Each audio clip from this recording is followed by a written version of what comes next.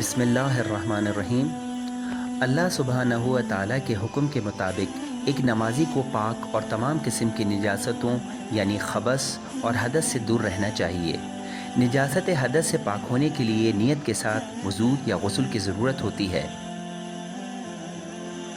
نجاست حدث کی مزید دو اقسام ہیں، حدث اصغر یعنی چھوٹی نجاست اور حدث اکبر یعنی بڑی نجاست۔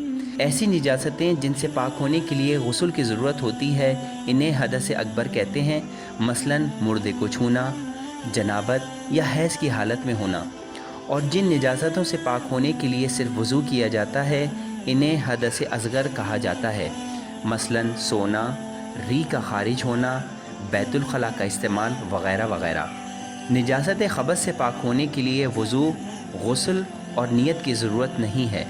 نجاست خبث ایسی نجاست ہے جو عمومی طور پر انسان کے جسم سے باہر ہوتی ہے، مثلاً خون، پیشاب جو جسم کے کسی حصے پر لگے۔ نماز پڑھنے کے لیے حدث اور خبث سے پاک ہونا ضروری ہے۔ اب ہم اس کو ایک مثال سے واضح کرتے ہیں۔ میں نے وضو کر لیا اور اب میں نماز کے لیے تیار ہوں۔ اچانک میرے ہاتھ سے خون بہنا شروع ہو گیا اور مجھے یہ معلوم ہے کہ نماز پڑھنے کے لیے پاک ہونا ضروری ہے، تو اب کیا کرنا چاہیے؟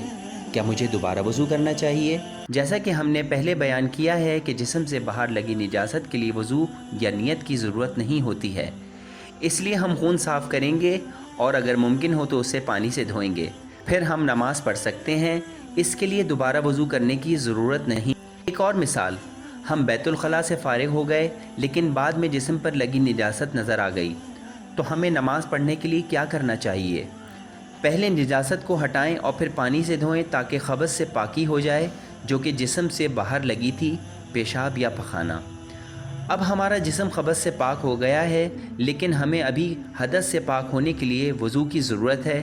جیسا کہ پہلے بیان ہو چکا ہے کہ بیت الخلاء کے استعمال سے آپ حدث اصغر کی کیفیت میں ہوں گے، اس لیے ہم صرف وضو کریں گے تاکہ ہم پاک ہو جائیں اور عبادت کے لیے تیار ہو جائیں۔ ایک اور مثال، میں کچھ گھنٹوں کے لیے سو گیا، جب میں جاگا تو معلوم ہوا کہ نماز کا وقت ہو گیا ہے۔ اب مجھے کیا کرنا چاہیے؟ کیا خبث جیسی کوئی نجاست میرے جسم پر لگی ہے؟ نہیں، لیکن میں حالت حدث میں ہوں کیونکہ نیند نے میرا وضو زائل کر دیا ہے، اس لیے اب مجھے صرف وضو کرنا ہے تاکہ نماز کے لیے تیار ہو جاؤں۔